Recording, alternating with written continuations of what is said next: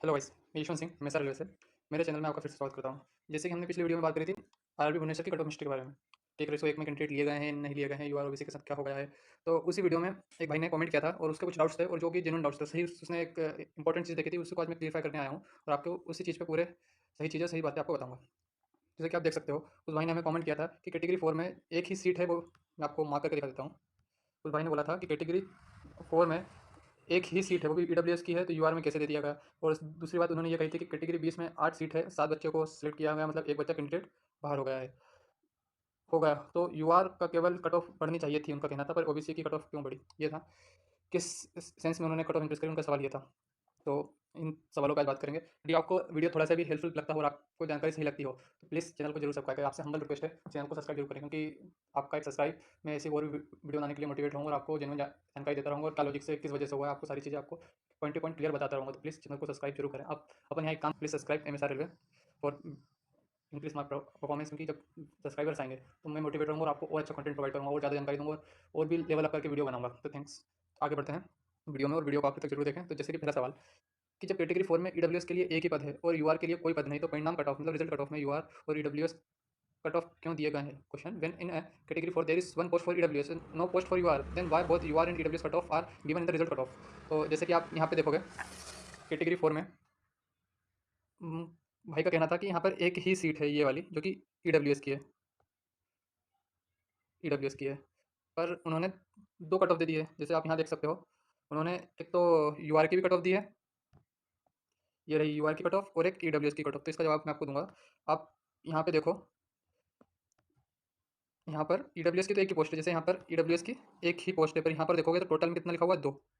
ये अब हम यहाँ पर क्या माने कि ईडब्ल्यूएस की एक पोस्ट है कि दो पोस्ट। जब मैंने इन सभी को कैलकुलेट किया, 12 4 16 2 18 7 17 35 35 6 41 41 14 55 55 और 38 83 और 40 123 और 123 और 17 140। इससे कहीं गलती करी है क्या मैंने? फिर से कैलकुलेट करते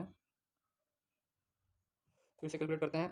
12 4 16, 16 2 18 18 17 18 और 17 35 35 6 41 41 14 55 55 और 38 55 और 38 93 और 133 और 17 150, मतलब 150 बच्चा सही था। मतलब टोटल 150 बच्चे थे ओपन लाइन में ग्रेड 3 और ग्रेड 1 को मिलाकर, पर जब 12 पोस्ट माइनस कर देते तो 138 ही होती है। तो इसका मतलब यहाँ पर एक पोस्ट थी, जो कि अब रिजल्ट कट ऑफ से माना जा सकता है कि वो एक कट ऑफ, वो एक सीट किसकी थी, यूआर की। मतलब यहाँ पर आरआरबी से गलती हुई है कि उन्होंने यहाँ पर डाटा सही नहीं दिया। यहाँ पर एक लिख दिया, पर यहाँ पर टोटल में दो थी, जबकि यहाँ यूआर की भी एक थी। जब मैंने इसको, ये तो जब ओपन लाइन के बाद वर्कशॉप की थी वो नोटिस में देखा, जब मैंने इसको ओरिजिनल नोटिस जो पहले आया था मार्च में, उसमें इसको देखा तो उसमें भी यही प्रॉब्लम निकली कि एक थी और दो टोटल यहाँ पे लिखी हुई थी। तो इसका मतलब ये है कि पोस्ट दो थी, तो आरआरबी भुवनेश्वर ने सही दी, बस नोटिस में उनसे गलती हो गई थी। उन्होंने एक पोस्ट लिख दी थी, यूआर की पोस्ट वो डालना वहाँ पर भूल गए थे, पर उन्होंने टोटल में सही पोस्ट लिखी थी। जैसे उन्होंने यूआर की 75.43 कट ऑफ निकाली और ईडब्ल्यूएस की 75.17। और फिर जब उन्होंने पैनल कट ऑफ दिया, तो किसी कारणवश जो यूआर का बच्चा था जिसके नंबर थे 75 43 वो फेल हो गया। तो उन्होंने जो ईडब्ल्यूएस का बच्चा था वो यूआर में शिफ्ट कर दिया, क्योंकि उसके सबसे ज़्यादा नंबर थे। और जो यूआर वाला बच्चा था वो बाहर हो गया, किसी कारण डीपी में फेल, मेडिकल अनफिट अभी सेलेक्ट नहीं हुआ है, पेंडिंग में रखा, इस कारण वो बाहर हो चुका है। ठीक है, तो ये था कि आरआरबी ने गलती से एक ही लिखा था वहाँ, जबकि वहाँ पर दो पोस्ट थी, एक यूआर की भी पोस्ट थी, एक ईडब्ल्यूएस की पोस्ट थी। अपन वो यूआर की पोस्ट कैसी थी, कैसे मान लें, क्योंकि उन्होंने फाइनल कट ऑफ में जब कट ऑफ, वो रिजल्ट कट ऑफ में जब कट ऑफ निकाली, तो एक कट ऑफ यूआर की भी निकाली थी। वो एससी की होती तो एससी की कट ऑफ निकालते, एसटी की होती तो एसटी की निकालते, और ओबीसी की तो ओबीसी की निकालते। और ईडब्ल्यूएस की उन्होंने मेंशन करके रखा था, ईडब्ल्यूएस की थी, पर जो दूसरी थी उन्होंने मेंशन करके नहीं रखा था, पर ठीक है, इसकी तो वो रिजल्ट कट ऑफ में पता लग गया यूआर की पोस्ट थी। अब अगला सवाल कि कैटेगरी 20 में 8 पद है, पैनल में 7 अभ्यर्थी चयनित हुए, एक अभ्यर्थी चयनित नहीं हुआ, लेकिन इन दो जाति वर्ग यूआर एंड ओबीसी एनसीएल के कट ऑफ में अंतर क्यों।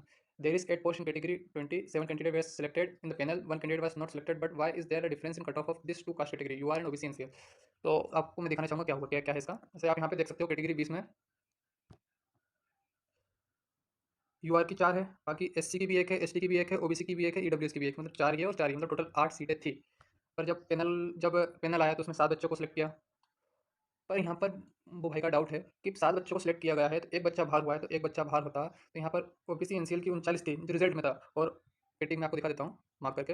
यहाँ पर ओबीसी एनसीएल की 39.24 थी और यूआर की 59.98 थी जब रिजल्ट कट ऑफ था उसमें। और जब पैनल का कट ऑफ आया तो उसमें उन्होंने दो पोस्ट में कैसे डिफरेंस कर दिया, या तो बच्चा बाहर जाता, या तो ओबीसी का जाता, या यूआर का जाता। ये दो बच्चे कैसे चले गए, तो इसका ये है, यदि आप यहाँ गौर से देखोगे तो यहाँ पर आपको दिखेगा जो कैटेगरी 20 में यूआर का था 59.98462, 59.98462, जो कि सीधा सीधा उन्होंने ओबीसी एनसीएल का कट ऑफ बना दिया बाद में 59.9862। और जैसे मैंने आपको बताया है कि कैटेगरी 20 में ओबीसी की केवल एक ही पोस्ट थी, तो ऐसा मान सकते हैं अपन, जो एक बच्चा था उसके 39 नंबर थे, जो कि अब बाहर हो गया है। मतलब ओबीसी में एक सीट थी और वो एक सीट अब खाली हो चुकी है।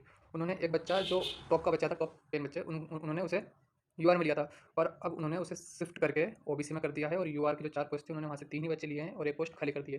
तो 2 में अंतर इसलिए आया क्योंकि इसकी कट ऑफ यहाँ से हट गई है, जो 39 वाला बच्चा है। अब ओबीसी की कट ऑफ बढ़ के 59.98 हो गई है। अब ओबीसी की पूरी सीट फुल हो गई है। जो सेकंड डिवी आएगा उसमें ओबीसी का कोई बच्चा नहीं लिया जाएगा। अब खाली है यूआर से एक बच्चा, जो जिसकी 59 जो उठ के यहाँ पे गया है, वो उसकी जगह खाली हो गई है। अब जब भी सेकंड डिवी राउंड होगा, अब उसमें कैटेगरी 20 के लिए यूआर कैटेगरी से एक बच्चे को डीबी मेडिकल के लिए बुलाया जाएगा।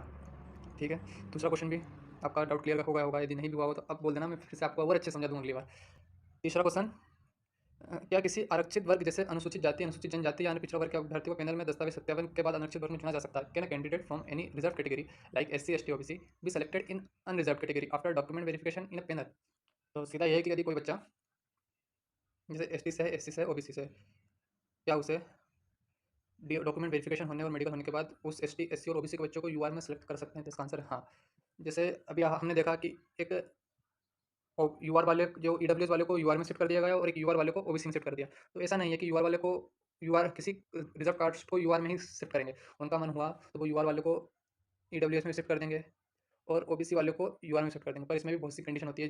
यदि सीट फुल होगी तभी वो इधर करेंगे। यदि सीट फुल नहीं होती है या ईडब्ल्यूएस से इधर करा, तो बहुत से अभी मैं आपको इसमें समझाऊंगा। जैसे मान लो कि बच्चे सेलेक्ट कैसे होते हैं, कट ऑफ कैसे जारी की जाती है। जैसे अब यूआर में बच्चा कैसे सेलेक्ट होगा, एससी में बच्चा कैसे सेलेक्ट होगा, एसटी में बच्चा कैसे सेलेक्ट होगा, ओबीसी में बच्चा कैसे सेलेक्ट होगा, ईडब्ल्यूएस में। तो एसटी, एससी, ओबीसी और ईडब्ल्यूएस, इनमें केवल एससी, एसटी और ओबीसी के ही बच्चे सेलेक्ट हो सकते हैं। पर यूआर में ऐसा होता है कि इसमें एससी का भी बच्चा सेलेक्ट हो सकता है, एसटी का भी बच्चा सेलेक्ट हो सकता है और ईडब्ल्यूएस का भी बच्चा सेलेक्ट हो सकता है यूआर में। जैसे मान लो किसी डिपार्टमेंट में यूआर की 10 पोस्ट है, तो वो क्या करेंगे, जो टॉप 10 बच्चे हैं, जिनके सबसे ज़्यादा नंबर आ रहे हैं, जो 10 बच्चे जिनके सबसे ज़्यादा नंबर आ रहे हैं, उन्हें यूआर में डाल देंगे। भले ही वो एससी का हो, एसटी का हो, ईडब्ल्यूएस का हो या ओबीसी का, उन्हें उससे कोई मतलब नहीं। जो टॉप 10 बच्चे हैं वो यूआर में डल जाएंगे। बच्ची जो सीट है जिसमें उन्हें एससी के 2 लेना है, तो वो एससी के ही बच्चे लेंगे। यदि वो ओबीसी के 3 बच्चे लेना है, तो वो ओबीसी के ही बच्चे लेंगे। ऐसा ही होता है। आप जैसे यहाँ पर आप देखोगे कि एक यहाँ पे कंडीशन मान के चल रहा हूँ मैं आरआरबी की तरफ से, कि आरआरबी ने एक ही कैटेगरी के लिए बच्चा बुलाया है। जैसे टॉप प्रेफरेंस वाले बच्चों को बुलाया गया। जैसे मान लो कि किसी बच्चे ने 3, 4, 5 प्रेफरेंस चुनी, पहली और दूसरी उसने क्वालिफाई नहीं करी, पर उसने तीसरी क्वालिफाई करी है, तो उस तीसरी पोस्ट को उसकी टॉप प्रेफरेंस मानकर उसी के लिए उसे बुलाया गया। वो एसटी में सेलेक्ट करें या उसको यूआर सेलेक्ट करें, वो आरआरबी पे डिपेंड करता है। तो यहाँ पर ही उन्होंने यूआर के लिए भी एक बच्चा बुलाया था, ईडब्ल्यूएस के लिए एक बच्चा बुलाया था। उन्होंने यूआर की कट ऑफ निकाली थी 75.43 और ईडब्ल्यूएस की कट ऑफ निकाली थी 75.10। पर यहाँ पर किसी कारणवश यूआर का बच्चा डीवी में एब्सेंट हुआ या मेडिकल में फेल कर गया, डॉक्यूमेंट्स नहीं दे पाया हो, तो वो फेल हो गया। तो उन्होंने अब जो टॉप नंबर था, जो टॉप बच्चा रहा, तो वो अब ये बन गया क्योंकि 75.10 था, 43.33 का फर्क था, तो टॉप बच्चा ये होगा, तो इसको यूआर में शिफ्ट कर दिया गया क्योंकि टॉप में ये आ गया। अब जैसे ही यहाँ पर तो ईडब्ल्यूएस से यूआर में शिफ्ट किया। अब उन्होंने यूआर से यहाँ पर उन्होंने ईडब्ल्यूएस से यूआर में शिफ्ट किया है, और पर यहाँ पर उन्होंने यूआर से ओबीसी में शिफ्ट कर दिया है। आप यहाँ पे देख सकते हो, यहाँ पर ये 64 और ये 59 वाले को ओबीसी में शिफ्ट कर दिया गया है। तो यहाँ पर ऐसा कैसे हो सकता है? यहाँ पर एक ऐसा केस मान सकते हैं यहाँ पर कि उन्होंने 39 वाले बच्चों को एब्सेंट होने या मेडिकल में अनफिट होने के कारण बाहर कर दिया। अब ओबीसी की सीट तो खाली हो गई है। अब ओबीसी की सीट तो खाली हो गई है, पर उन्हें एक बच्चा चाहिए, तो उन्होंने इधर से करके ओबीसी की सीट फुल कर दी। अब जो एक पोस्ट खाली रखी है, उन्होंने 8 में से 7 बच्चा लिया और एक पोस्ट जो खाली रखी है वो यूआर से रखी है। अब वो यूआर की कट ऑफ कम करके बच्चा लेंगे, क्योंकि अब ओबीसी की सीट फुल हो चुकी है। तो अब उन्हें ओबीसी की कट ऑफ कम ज़्यादा करने से कोई दिक्कत नहीं है। अब यहाँ पर लोग ये कह सकते हैं कि अब ओबीसी की कट ऑफ यूआर से, मतलब यूआर की कट ऑफ ओबीसी से कम कैसे हो सकती है? पर उन्होंने तो ओबीसी की कट ऑफ फुल कर दी है, मतलब ओबीसी की सीट फुल कर दी, तो उन्हें ओबीसी का बच्चा लेना ही नहीं है, तो वो यूआर की कट ऑफ कम करके बच्चा ले सकते हैं।